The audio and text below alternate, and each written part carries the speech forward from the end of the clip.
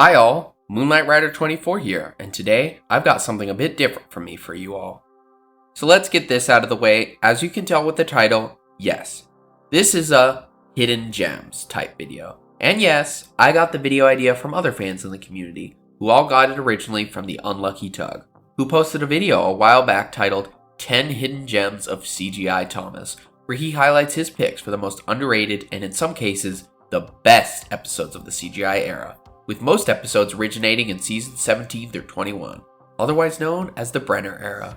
This video was very well received, and personally, I loved it too. I love spotlighting underrated episodes, or any episodes for that matter, from any era of the show, but especially the Brenner Era, and loved his picks and explanations behind them.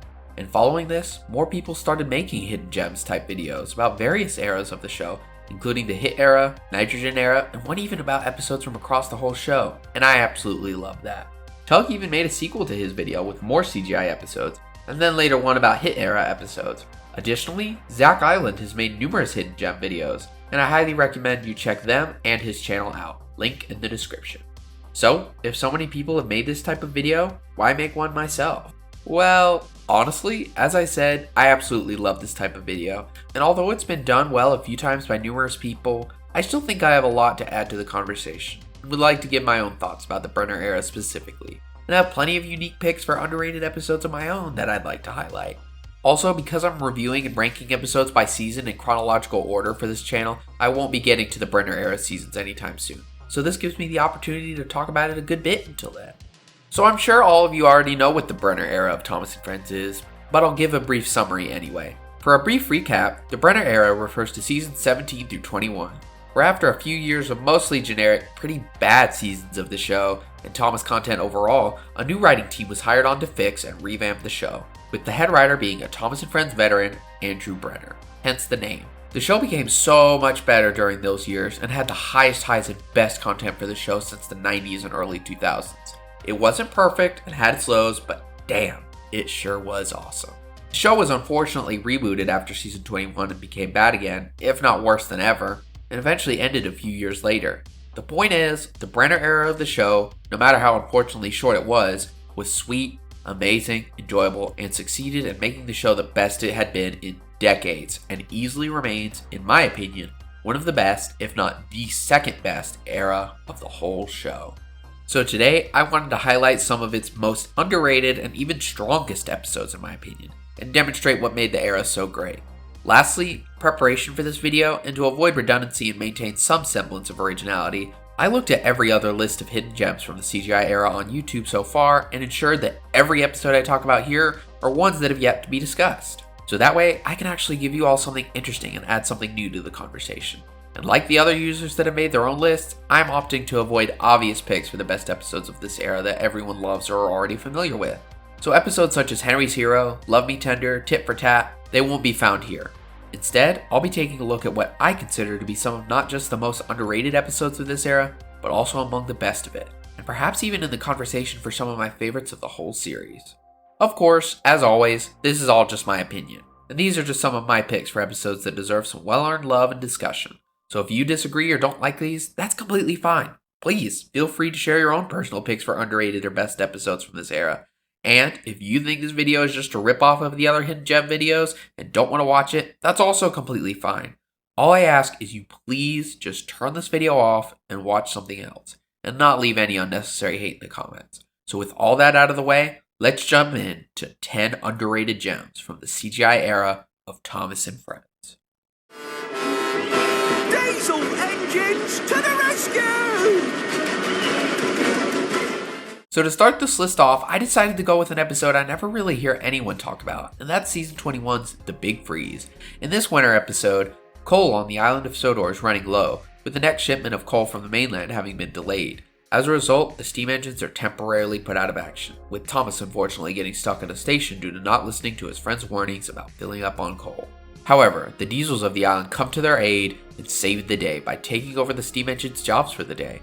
The next day, the coal delivery arrives, with good old Diesel himself being the one to deliver it. All of the engines are soon able to return to work as normal as the weather gets warmer, and the winter season begins to come to a close. Now, honestly, prior to this episode coming out when we only knew of its premise, I was pretty excited for it. The short premise we got was that the Steamies would be put out of action, and the Diesels, especially Diesel himself, would be proven as a hero. For brief context, Diesel had a really nice arc at the beginning of this season with Springtime for Diesel, where his bullying and careless behavior towards the other engines, specifically Daisy in this instance, has nearly dire consequences. Diesel opens up to Daisy about why he is the way he is and apologizes with sincerity, and after she is fixed, it appears that Diesel is going to try to change for the better and turn over a new leaf. An excellent episode for sure. The next episode, A Most Singular Engine, kinda undoes this arc, but it doesn't ruin it in my opinion, as Diesel grows tired of Daisy's boasting and decides to orchestrate a conflict between her and Harvey by spreading rumors, only for it to backfire and the two to become friends. The episode ends with Diesel getting his comeuppance. Still a great episode, but it should have taken place first for sure. But still, upon hearing that this would be among the next batch of episodes in this season was pretty exciting. The prospect of Diesel's arc getting a continuation and even conclusion on a high note sounded promising. Now, while I don't think the episode quite lived up to its potential, I still think it's pretty great. I really like the idea of the plot for this one, an episode dedicated to how brutal and unforgiving the winter weather can be, particularly on the railway in this instance, and how it affects all the engines. Plus, the coal shortage and the prospect of all the engines having to come together to save the day, with Diesel leading the charge, sounds interesting and fun. We get a solid Steam Team ensemble story where the characters are all experiencing the same dilemma, and it affects them in different ways and we see how they react differently, with Thomas getting the most spotlight. He keeps trying to be optimistic about the coal and thinks he has enough until it bites him in the ass when he runs out and gets stranded with his coaches. He's a likable lead here and serves as a solid POV character into the story. Additionally, it's so nice to see the Diesels get a decent spotlight too. Diesel is up to his usual antics of bumping others about and just being a dick in general, but ultimately gets the chance for redemption when the Diesels are called into action and he is later tasked with delivering the coal for the Steamies. He's still petty and rude for the most part and finds immense joy in seeing the Steamies, especially Thomas, get put out of action and pushed to the side for the Diesels to prove their worth and to demonstrate how revolutionary they are. Speaking of the two leads, we even see the rivalry between Thomas and Diesel on display here, and it's great. We observe Thomas getting fed up with Diesel's bullshit and try to ignore him, until later when he's in need of rescuing and Diesel ignores him in return. Just shows how petty and immature these two can be to one another even this late in the series. However, we see things come full circle when Diesel and co come to save the day, and although there's still pettiness and rudeness among them, Diesel is ultimately the one to bring it all home when he delivers the coal, proves his worth once again, even taking great pride when Annie and Clarabelle deem him a hero, which immediately of course goes to his radiator. This just portrays classic Diesel here, with his ego and pettiness being on full display as he takes great pride in the steam engines, especially Thomas's, faults and misgivings, but still gives him a bit of a nice arc where he helps save the day that feels right and fitting as a companion and follow-up to his other appearances this season. And maybe, moving forward, Thomas will appreciate and respect Diesel a bit more for helping them out, but we'll probably never see eye to eye and never truly be friends. In the end, all returns to normal and Diesel goes back to feeling unimportant and unappreciated, but we see in his little interaction with Annie and Clarabelle at the end, he just wants some recognition and appreciation. When shown some more respect, can often be a friendlier, more agreeable guy. Maybe, just maybe, he might continue on the path to being a better engine, and change for the better as the beginning of the season implied.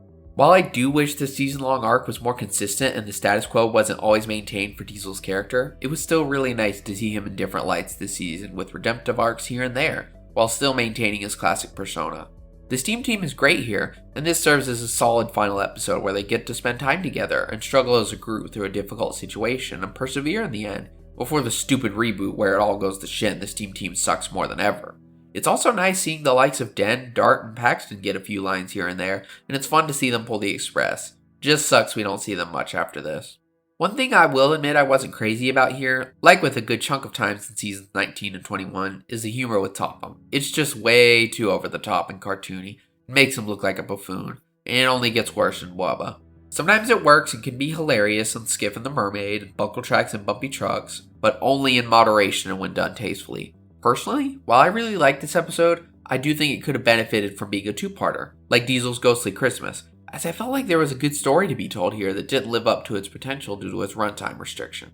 I think if we saw more of Diesel's growth continued from Springtime for Diesel, where he becomes a bit more considerate, sympathetic, and tries to change his ways, and it portrayed more of a slow but steady arc of going from not caring about the Steamies to realizing their worth, saving the day, and making up with Thomas, this episode would be a masterpiece. But maybe the more subtle nature of this one worked in its favor.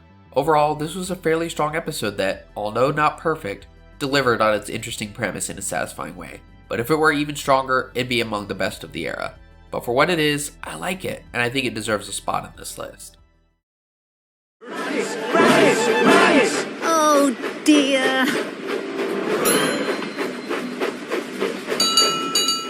So this might be a more odd, unexpected pick for many, but honestly, I have always had a soft spot for Toby's new friend for numerous reasons. In this one, we see young newcomer Philip try to make friends with another engine he believes to be just like him, Toby, who turns out to be almost his complete opposite. Over the course of the episode, we see Philip trying so hard to befriend Toby, who's a bit reluctant and unsure, but also tries giving him a shot, but almost has an accident amidst all the fun and games. But in the end, Toby explains they don't have to be completely the same to be friends, and Philip happily understands and tries to give things Toby enjoys a try. The two become friends and enjoy one another's company greatly, with the episode ending on a very wholesome note of Philip obnoxiously saying hello to Toby amongst the peace and quiet of the branch line. Now, as those of y'all who have seen my video about Philip know, I actually really like him and find him to be a charming, sweet, and enjoyable character. And so if you want to know my reasons why in depth, check that video out. But here I'll just briefly say, it's a solid Philip episode. It's really adorable to see Philip try so hard to make friends with someone so different from him, and how far he'll go to make a good impression. Philip can be oblivious, overeager, and a bit much sometimes, but he means well and always tries to do the right thing and be the best he can be. And here, it's on display. But this isn't just a great Philip episode, it's also a great Toby episode. As we're all aware, Toby definitely wasn't treated well in the CGI era, including the Brenner era, unfortunately. And I still don't understand why. It's just another weird example of the writing team just not understanding a classic character much at all. But thankfully, in this and even most cases, there's still some bright spots for those characters.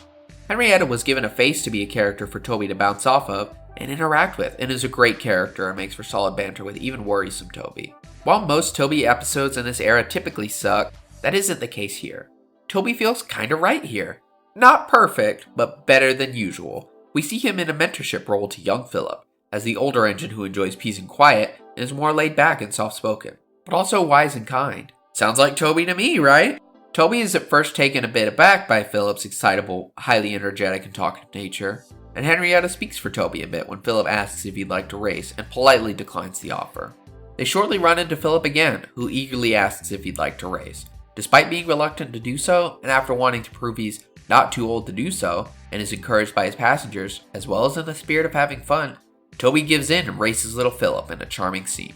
It's really cute to see Toby having fun and act more like himself again, embracing his younger, more fun and outgoing side we don't see anymore.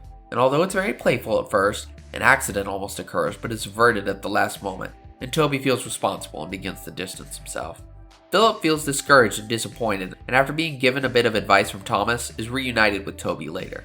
Toby assures him that they can still be friends regardless of their different interests, and discusses his love for the quiet and peaceful countryside, which encourages Philip to give it a try.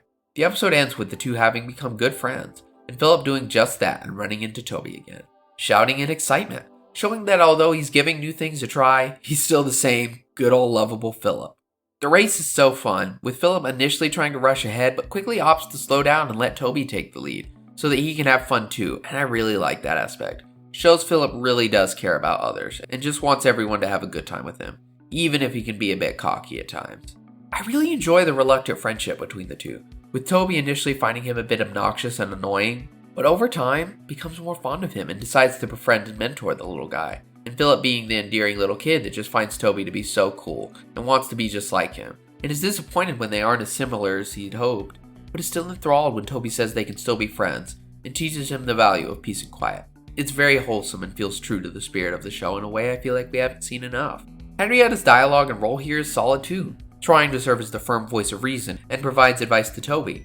I really like how this episode swaps perspectives a bit throughout the episode too, as we start with Philip in the yard, and then after he meets Toby, we switch to his perspective and follow him, until Philip comes along and they race. And after the near miss, we switch back to Philip for the rest of the episode, and then come back together at the end for the satisfying conclusion. It just allows us to get a glimpse at how each character perceives things, such as the world and one another, and I think it's done effectively. I really like the moral of this episode, even if it's a bit heavy-handed, that you don't always have to be super similar to other people to be friends with them. That it's even a great thing when you're different so you can learn from one another, try new things, and improve yourself. Overall, this episode is just a really adorable, wholesome one that pairs a not so popular, but in my opinion, sweet, likable younger character with the classic older, wiser character we all know and love, who feels truer to his roots than he has in years. If you still think that Philip is annoying and feel that Toby never had any good roles in this era, I'd recommend giving this one a try.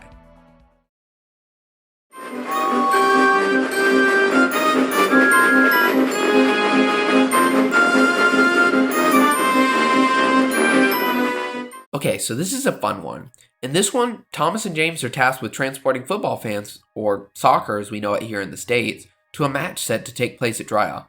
But as they realize, the soooo team's color is blue and the mainland's team is red, leading them to begin playfully but then desperately compete with one another to see who's fastest and can deliver the most passengers.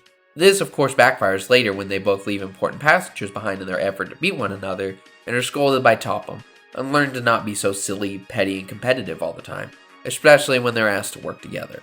Now, that plot might sound a bit silly to some, but honestly, I find this one to be so fun, comedic, and ridiculous in the best and most enjoyable way possible. Thomas and James's rivalry is something that's been portrayed throughout a good chunk of the series, but it's something that the Hit Era and Brenner Era both really enjoyed playing around with, and for the most part, it's done very well and is almost always entertaining, and that's especially the case here. Thomas and James are both spot-on dumbasses here, and as they typically do when paired up, let their egos and competitive nature run away from them. So much to the point they make silly mistakes and embarrass themselves. It's so funny how something as minuscule as team colors can divide these two and turn them against each other. But it feels so in character. The humor overall in this episode is just on point, including the stuff with Topham, which is nice, balancing his portrayal as both an authority figure as well as the goofy man he can be at times. And especially this line delivered and timed expertly by Percy when the pair realized their mistake. And then there was trouble. It's just comedy gold and hilarious to me. Also, I wanted to point out that this episode's music is so catchy, lively, and fun. Season 19 was the Hartshorns' last season as composers, and man, they went out on a high note, as this season had lots of memorable, excellent themes and musical choices that I love. The theme that plays when Thomas and James are racing is so good, and I can remember it off the top of my head. Thomas and James's antics are as entertaining as ever, and they are perfectly written in my opinion. James's pride once again gets the better of him, especially when it comes to his paintwork, and in his pettiness and desire to get revenge and validation, betrays his island's home team and roots for the visiting, opposing team from the mainland without a care, and I just find that so hilarious.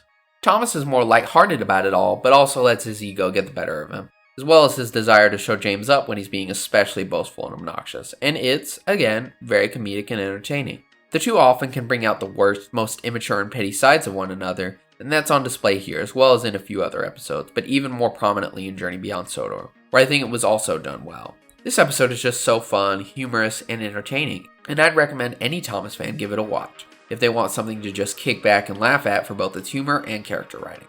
Check it out!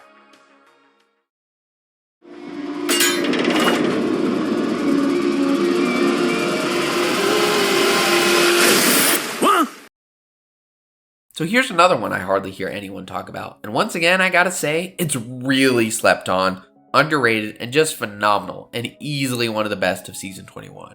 Cranky's getting to be up there in age by this point in the series, and he's starting to feel it too, even creaking at times and feeling a bit rusty, and it's apparent he needs help with the docks, but he'll never admit it. However, upon hearing the possibility of getting replaced by a big new fancy crane, he immediately panics and jumps to prove his worth, and that he does not in fact need help. But as it turns out, the work has become too much for Cranky, so Topham decides to have another, newer crane brought to the docks to help out. Cranky's worst fear comes true, but in the end, he realizes there was nothing to be afraid of, as the new crane, Carly, creaks a bit too and is very friendly, leaving him to be hopeful for the future. I just think this episode is stellar for many reasons. For one thing, Cranky hasn't had a starring role since season 19's A Cranky Christmas, if my memory serves correctly. But other than that and Kevin's cranky friend, didn't have much spotlight in this era. But when he did, it was great. This is easily his best starring episode and role. He has a lot of depth here as we see a more insecure, anxious side to him that fears the worst and will do anything to prove and save himself, even to the point he almost overexerts and hurts himself, and it's really compelling. It's also nice to have a Dockyard Gang focused episode again, as I thoroughly enjoy Salty and even Porter as characters a good bit, and they're always fun to watch. Salty's teasing of Cranky, but also his effort to not scare him too badly, just exemplifies their dynamic perfectly, as while the two haven't always gotten along, and to this day still get on each other's nerves, they do really care about and cherish each other as close friends, and I love that. But Thomas and Edward also have roles here as the engines observe Cranky's dilemma, and begin to fear for him as well, trying to be sensitive about the matter. with their fears even coming true when Topham asks them to take him to the mainland to look at big new fancy cranes. The humor doesn't entirely work in this one with the goofy antics with Topham, especially at one point it's way too cartoony for me, but everything else was mostly pretty funny in my opinion. But what makes this episode work so well for me is how serious it gets, and how well it balances its tone, ideas, and themes. At first, it's all played for laughs, with the engines teasing Cranky about his age and getting replaced, and of course he defends himself and shrugs it off, but over time, he becomes more and more paranoid and makes silly mistakes. The engines try to tiptoe around it so as to not make Cranky feel worse and even discuss the matter later at the sheds, expressing their concern for Cranky. They are left anxious and fearful of the possibility that Topham might really replace him. Cranky continues giving work his all, desperate to prove his worth and ensure he isn't replaced. But in his effort, he overworks himself and everyone else and only further demonstrates his need for help. They foreshadowed the idea of big new fancy cranes at the beginning, and it's played off like nothing, but as the episode goes on, it's brought up again and again until ultimately Topham does decide to buy one and bring it to Sodor, much to the horror of all the engines. But then, we get one of the darkest, most mature, and maybe even one of the best moments of the season, let alone the Brenner Era as a whole. We observe Cranky sleeping beautifully until the bolts holding him to the dockside come undone, and Cranky begins to fall backwards. He descends into the sea, beginning to sink, only to then wake up suddenly, realizing it to be a horrible nightmare. Man, there is so much to unpack here. I mean, wow, holy shit, that was dark. Cranky has a nightmare that, what, he just friggin' dies, huh? This moment is just so mature, so dark, but also so cool, well executed, and original for the series, as I don't think I'd ever seen the series do anything quite like this before. Sure, engines have had nightmares about scrap and other worse fates, and we've had creepy, almost disturbing imagery before, but never a character dreaming of their death, at least not in this way. I mean, wow, that shit was so shocking to me on my first watch, and still is to this day. Cranky has become so paranoid and terrified to the point that he fears he won't just be replaced, he'll no longer be useful, and likely get scrapped, or he'll die trying to save himself. Thus the imagery of him falling into the ocean. The episode ends with Cranky waking up to a new crane on the docks, Carly, and fears the worst, but Topham reassures him that everything's okay, and Carly is kind and begins to work, and creeps just like Cranky, leaving him optimistic and more relaxed. This was just done so well in my opinion, as the darker themes of the episode kind of creep in over time, and aren't played for laughs anymore as the episode progresses, and it all just feels so cohesive and real. The threat of replacement is real in the end, but it doesn't come true as Topham merely wanted to bring help to Cranky, not a replacement. But still, it works so effectively. Cranky is so sympathetic here, and the other engines are excellent secondary leads that serve as our eyes on the ground, so to speak, and has the outsider perspective of Cranky's situation. And again, it's very effective. All the characters are very well written. I also thoroughly enjoy the directing of this episode, especially the shots they use, the editing, and everything. Especially during Cranky's little training-like montage, where he works hard throughout the night to prove himself as an Eye of the Tiger-like theme plays. Cool! Now, there is a follow-up to this episode, New Crane on the Dock, and honestly, that episode's just mediocre and nowhere near as good as this one in my opinion. But it thankfully absolutely does not diminish the quality of this one whatsoever. I'm not crazy about Carly or anything, and to be honest, I don't really like her. But I do really like the concept of this episode, and I think it's the idea of her that works so well. Cranky has gotten older and does need help, but of course, being the stubborn fella he is, doesn't want it, but ends up having to accept it. And I think that idea and theme is done very well. So, if you're looking for a compelling and mature tale about a fear of replacement, as well as a satisfying conclusion to Cranky's arc and the Dockside Gang as a whole, look no further than Cranky at the End of the Line. And if you want, watch the sequel, New Crane on the Dock. But truth be told, you can just stop here, as on its own, it works perfectly. But there is one crane who can make his own way to where he is needed. And that's Harvey, the crane engine. Season 17 is what most, including myself, consider to be the weakest season of the Brenner Era.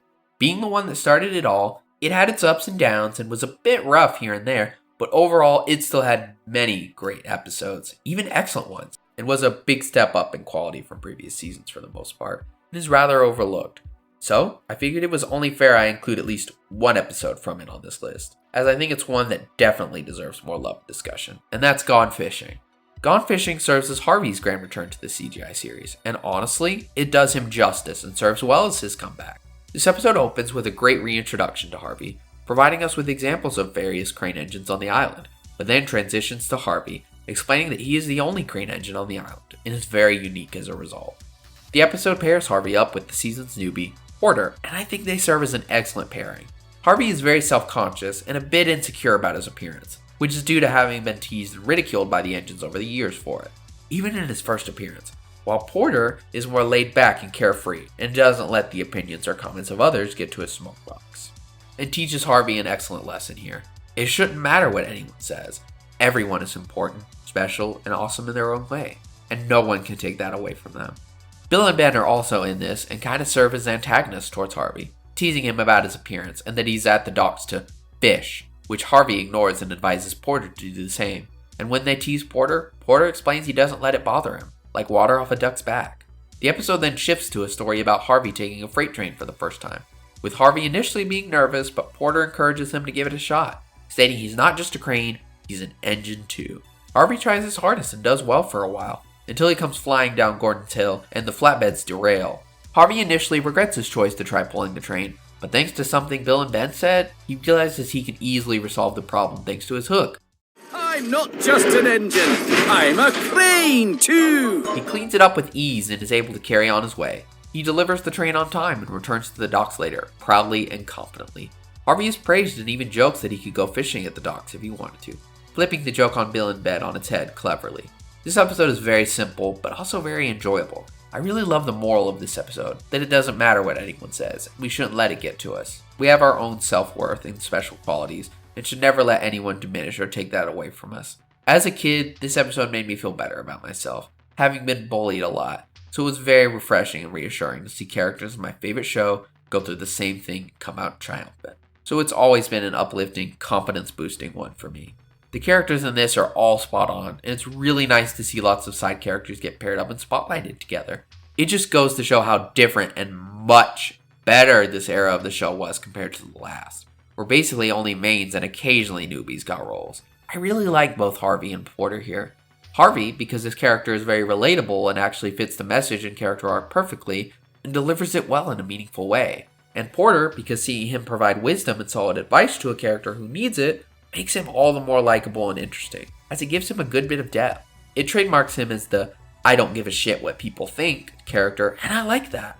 I think the narration and dialogue were a bit on the nose at times with the moral and whatnot, but I can forgive that because this episode was produced in the early days of the Brenner Era, where writers were still figuring things out and getting comfortable writing Thomas, and it's clear that an effort was made here, and they really struck gold with some of the episodes in this season, and the next, before really getting their stride in seasons 19 through 21. Want something solid to give you a taste of what the Brenner Era was like in its humble beginnings, and where it grew and evolved from? I'd recommend giving this one a shot. Down by the dockside is where we want to be.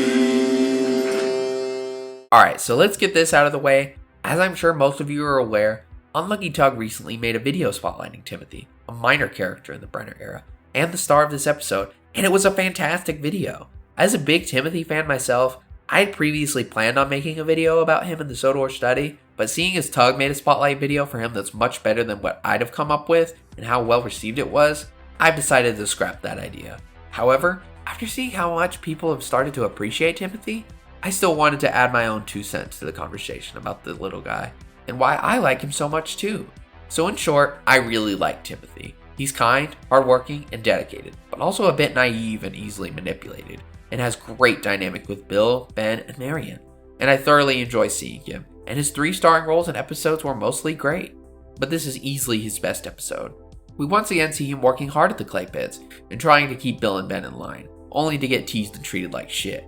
Timothy says there's sometimes no help at all, and they even go as far to call him no fun at all in response. Later, Bill and Ben overhear Topham mention he needs another engine to help at the docks while Salty is away. Nice reference to Salty all at sea, by the way, and they cheekily suggest he send Timothy to hell, even retooling his line from earlier and abusing it, calling him no help at all.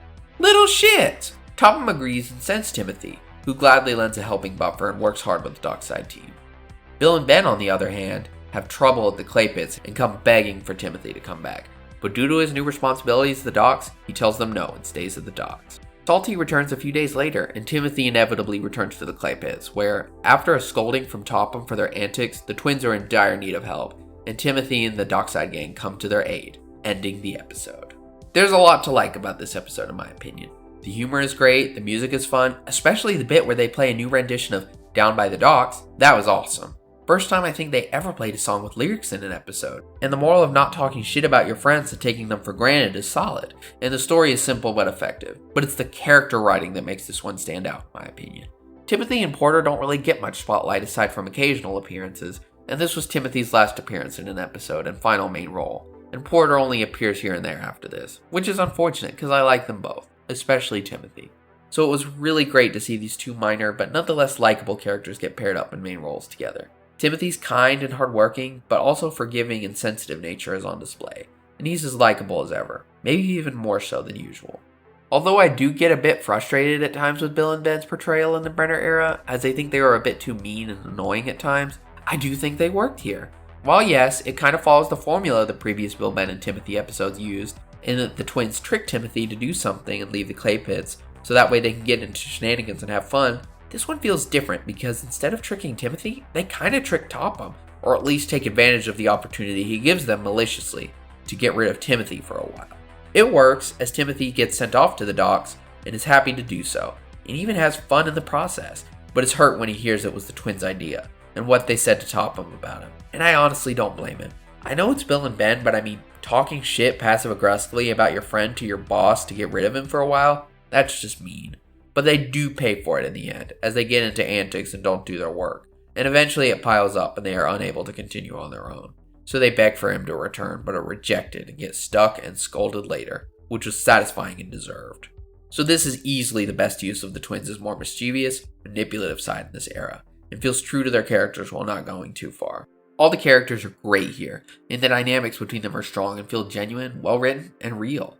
Overall, this is an excellent episode about characters that deserve more appreciation, and I'm so glad Timothy is starting to receive some more after Tug's video, and I only hope this video has the same effect. If you'd like to get to know some of the newer Brenner characters and see them get paired with a classic duo in a fun way, I recommend No Help at All.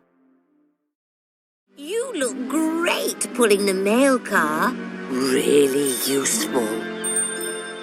Well, when you put it like that. Ryan and Daisy is excellent and pairs two very different characters up, one classic and one new. It shows the chaos that can ensue as a result. So everyone talks about Daisy in this era and how well written and portrayed she is, and while I'm not quite as in love with her character as others, and I do think she's a tad overrated if I'm being honest, I still have to agree. Daisy is great in the Brenner era. It feels very true to her character from the classic era, and even the books, but it's also amplified and strengthened here because she's put in a variety of situations we've never seen her in before, and how she reacts and develops gives her depth, and I think this is her best episode, alongside Railcar and the coaches. But it's not really Daisy I want to focus on here, it's Ryan. Now Ryan is, and I'm not sure if this is a hot take or not, one of my favorite characters from the entire CGI era, and one of the most well-written new characters in my opinion. While he unfortunately doesn't get to star in more than a few episodes in Soldier's Legend of the Lost Treasure before disappearing, he's still really great in all of his appearances, and I'm going to tell you why. Ryan was apparently originally going to be rather snooty and arrogant, but for whatever reason, the writers opted to change him and wrote him to be a kinder, more likable character. While that would have been interesting to see, I still genuinely think the change was for the best, and what we got was truly great. I'll talk more about him in my review of Soldier's Legend of the Lost Treasure, and probably his own dedicated video someday, but for now, I'll just say, I love Ryan. He's kind, affable, selfless, funny, and sincere, but also a bit of a pushover, and has been through a good bit since his arrival on Sodor, and has been entertaining, likable, and sympathetic in all of his appearances. And that's the case here in his best role. The episode opens with a brief introduction to Ryan and Daisy as characters, and their jobs on the Harwick branch line, even emphasizing Daisy's pickiness about work, and that she'll even avoid and get out of jobs she doesn't like. One day, Ryan is informed by Topham that he and Daisy will be assigned additional duties, which Ryan doesn't mind, but upon telling Daisy that she'll have to pull a mail van and work later into the evenings moving forward, she rejects the notion and refuses, stating that she's too highly sprung for such work, and pulls Ryan's strings and convinces him he'll look great pulling the mail van for her through a bit of seduction, if you can call it that. This moment always gets a laugh out of me. Ryan begins to take on Daisy's extra duties as well as his own, as she continues to avoid them and manipulate him into doing so by saying he'll be doing her a favor and be really useful. But it all ends up proving to be too much, and chaos ensues for poor Ryan, as he tries his hardest but is overworked, restless, and ends up causing confusion and delay. Daisy gets scolded by Topham for her manipulative behavior, and Topham has a talk with them about cooperation, and that they should be helping each other, leaving Daisy to feel guilty and apologize. She agrees to take on Ryan's extra duties for a day, and to start pulling her weight properly on the branch line, ending the episode on a sweet, wholesome note as she leaves in the morning and the two call each other good friends. This episode is just so interesting, as Daisy and Ryan are basically polar opposites, and we see how they play off of each other for better and for worse. Ryan tries his best to help a friend, but overdoes it and lets her manipulate him, while Daisy avoids working as much as possible and takes advantage of a good friend, making for great character arcs for both of them. Ryan is likable and sympathetic, and Daisy's rather antagonistic but makes up for it in the end. The moral is great. Friends should always help each other and not take advantage of one another. Ryan learns to be more firm and confrontational when he needs to be, while Daisy learns to be more considerate and work her hardest, even for jobs she despises. Both are compelling, interesting characters. This episode is just very effective in introducing us properly to Ryan and properly reintroducing Daisy in an episode, and the new life they share, and it's very entertaining. We get a few more episodes about the two and the branch line in this and the next season that are also great, but I still think this is the best one. I love it. Check it out. He was happy, and so were all his passengers. Except, of course, for one. Duncan and the Grumpy Passenger is one of the best comebacks of any classic character in CGI.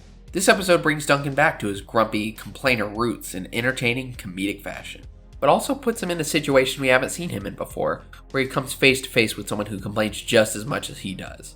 A passenger. This is just such a fun idea, and I think it's done so well. Duncan is complaining as usual, but for once, he's actually right about something. His passenger is a nuisance and complains about everything, and I totally get Duncan's frustration. Passenger complains about everything, and that can be extremely annoying when you're trying your best to do your job well. Duncan tries his best to please the passenger, but ends up causing trouble by trying to cater to him specifically, and is late one morning as a result, and ends up getting a talking to from Mr. Percival. Percival gives Duncan solid advice, asking that he pay no mind to that passenger, and just try his best to do his work properly, and Duncan takes it to heart and feels better. He even tells Reneas he's going to change for the better, and not take it so personally, and work his hardest, who congratulates him for his change of heart. Nonetheless, the episode closes with Duncan complaining and grumbling to himself in classic Duncan fashion, even saying he's never grumbled in his life. Classic. This one is so fun and is a return to form for Duncan, who didn't feel as true to his roots in the hit era and places him in an entertaining scenario. He's even kind of relatable here to people who work in customer service, and as someone who works with people as a job, I totally relate. I'm happy to say I have yet to work with someone as cynical and negative as the Grumpy Passenger, but I think we all encounter someone like that in our careers, so it feels realistic. Duncan is so well written and pretty comedic, if I'm being honest, complaining about the passenger constantly, trying so hard to please him but to no avail, and realizes he shouldn't cater to the wants and grievances of one person and have others suffer as a result. He learns a solid lesson, and it's very effective. I also love how we get to see Duncan interact with almost all the other main narrow gauge engines, and how they each react to his situation, and how he responds defensively when they tease him. He gets paired up with Reneas especially, which is great as Reneas serves as a friendly ear to listen to Duncan's grievances, but also to provide him with honest advice, and I just really like that. We don't see enough of Reneas and his true character much in the whole series, so it's a treat to see him done well, even in a side role. Overall, this episode is such a treat for Duncan fans, and Skarloey Railway fans in general, as we don't see the narrow gauge engines enough in this era. But when we do, they're always done well, and that's especially true with Duncan. Fan of Duncan? Give this a watch. Ta-da! Here's James! I'm ready for my coaches! Now guys, I don't know if any of you have noticed, but in numerous videos on my channel, I have praised this episode and James's arc in Season 20 overall, and honestly, I haven't seen it get enough praise or love. Zach Island included this episode's follow-up, All in Vain, in his Hidden Gems video, and summed up why it's excellent too, and I think he did it justice and showed it the love it deserves, so please check that video out if you haven't already. But seeing as no one else has talked enough about Patty James specifically, I think it's high time I do the honors, and included it on this list so I can talk about it in detail. So, what makes Patty James different from other James episodes? Well, as we see, in typical James fashion, James is showing off and being boastful and careless, and after being complained about by numerous passengers and engines for his behavior, Topham scolds him for his attitude and takes away his passenger duty privileges for the time being until he can behave. James complains to his friends about his problems that he himself created, and they agree with Topham's statement that he needs an attitude change, and they tease him about his pouty face, and it's hilarious. The next day, Topham visits, and James is rude, and after seeing his attitude hasn't changed, Topham shuts him up in the shed. James says something really interesting to Topham here. What does it matter what I want? Wow. I mean, wow. Is that really how you feel, James? You feel that Topham and even the other engines don't care about how you feel or what you want? Because that simply isn't true. They love and care about you. Sure, James's friends tease him a good bit about his attitude and over-the-top behavior, but they clearly care and want to help him, and we see that later in the episode. The engines try encouraging James to apologize and be better, but also tease him, but he ignores them completely. Topham returns later, and James tries to make things right and assures him that he'll be on his best behavior. But the second he's assigned a job he doesn't like, James starts acting up in his pouty, jerky self again, and performs his jobs poorly. He doesn't even whistle hello at some kids who wave to him. What an ass! Topham confronts him again later about his attitude and scolds him that he needs to change it, or his life won't change. James is unsure of how to change, and asks his friends, who continue to tease him. They even manage to get a good laugh out of James, and tell him to lighten up, try to relax and enjoy himself. And you know what? After this encouragement, James does just that. In a wonderful little montage, we see James try his best to change his attitude, and stop pouting and being an ass about his work. Whenever he begins to show signs of his usual ways, the engines remind him to look on the bright side. James even begins to enjoy himself and take pride in his work, regardless of what it is, and even makes the other engines and the Fat Controller himself laugh at his goofiness. The episode concludes on a bright note, the narrator stating that James has learned to change his attitude, at least for a little while. Man, I just love this episode to death. James is just perfectly written here. He's his usual arrogant, boastful, and vain self, but also pouty and grumpy about his work when he's not assigned his favorite duties. But on top of that, in the end, we get to see James's true nature. He has a heart of gold and just wants to have fun, enjoy himself, and work hard, and loves and appreciates his friends, work, and life very much. This is so heartwarming, as James is very relatable in that sometimes it's hard to enjoy work and life when things don't go your way. But it's also relatable because it shows that during those times, sometimes all you need are your friends and family to cheer you up and help you change your attitude and outlook. And maybe, just maybe, you might begin to find joy and happiness in life again and recapture the magic. And I just love that moral. It's also awesome to see James act like he might really change for once and grow into a more mature, humble, considerate, and less selfish engine. And although the episode claims his change was not for long, we get to see it continue in All in Vain, and it's done so beautifully and well, and feels like it could serve as a finale to James's series-long character arc. However, we do see James start to act a bit stupid and immature and like his old self again in the next season and Journey Beyond Sodor, which are both really great and still have some fantastic James moments, but it nonetheless feels like they had to return James to the status quo, that this change in his growth couldn't last for long. It's just so unfortunate because his arc this season really was wonderful. The Steam team, especially Thomas and Emily, are both great here and serve as good friends to help James get back on track. Pun intended. They're all so hilarious when they tease and poke fun at James in his pouty ways, making goofy ass faces to mock him and laugh like a family. It's great. Faces and expressions are a bit over the top, and so is some of the other humor in this episode, but it just all works for me, and easily makes this one of the funniest episodes of this era. Topham is also great, trying to teach James a lesson with some tough love and serves his role as an authority figure well. This episode really is just wonderful. The moral, the music, the humor, the dialogue, the story, but most of all, the characters are all on point and near perfect to me.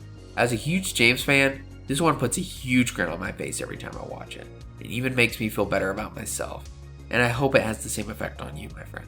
If you're a big James fan too, and are still convinced James was always flanderized and written poorly in this era, look no further than Pouty James and All in Vain. As although the arc may not last forever, it's still impactful and just might change your mind.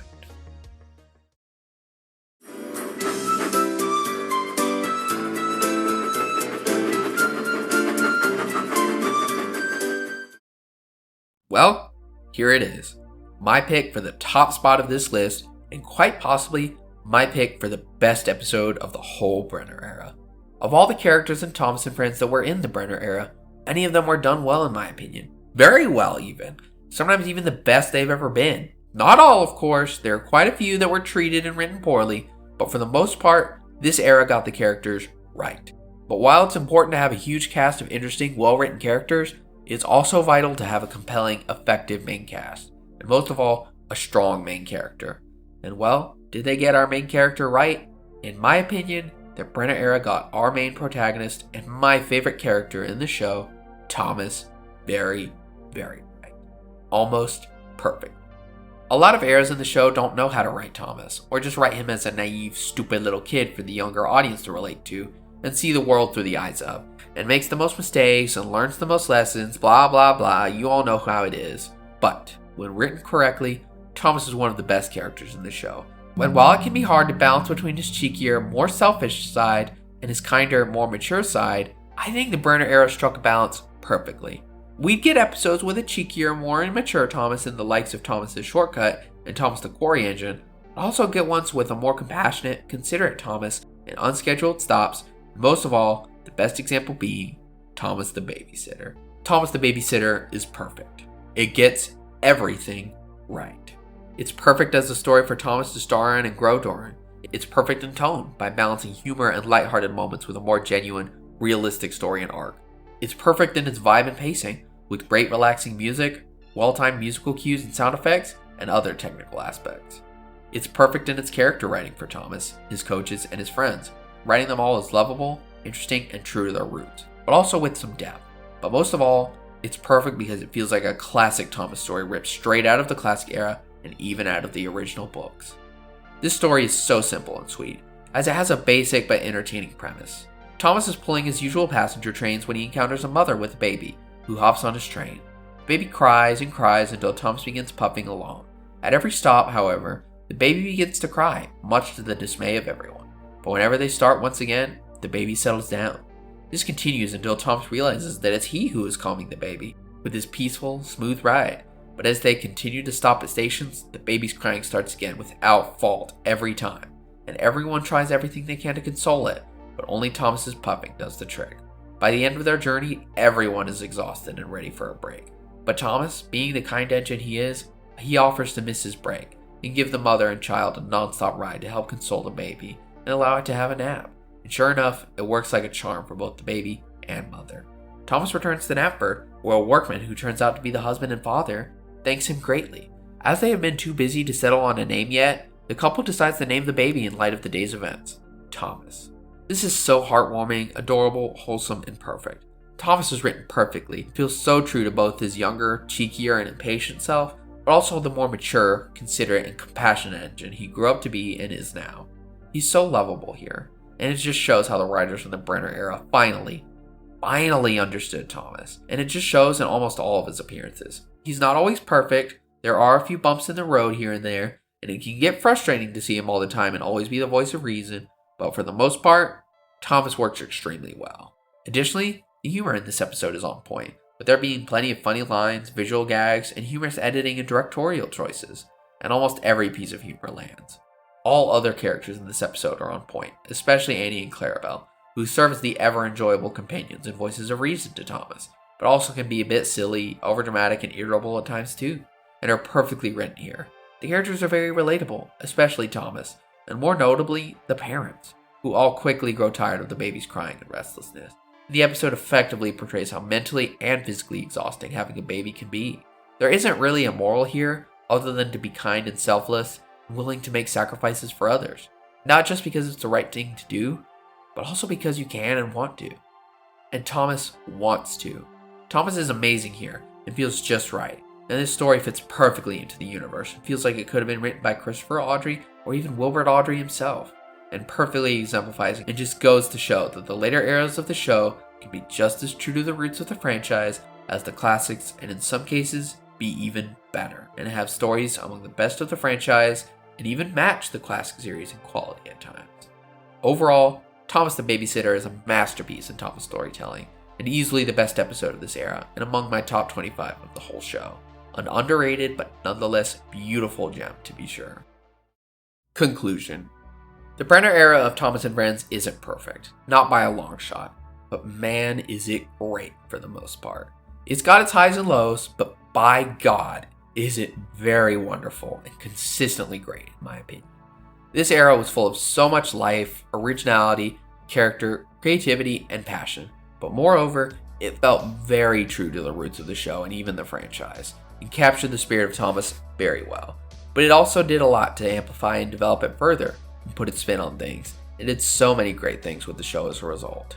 Does it surpass or even match the classic series overall? No, not quite, not as a whole.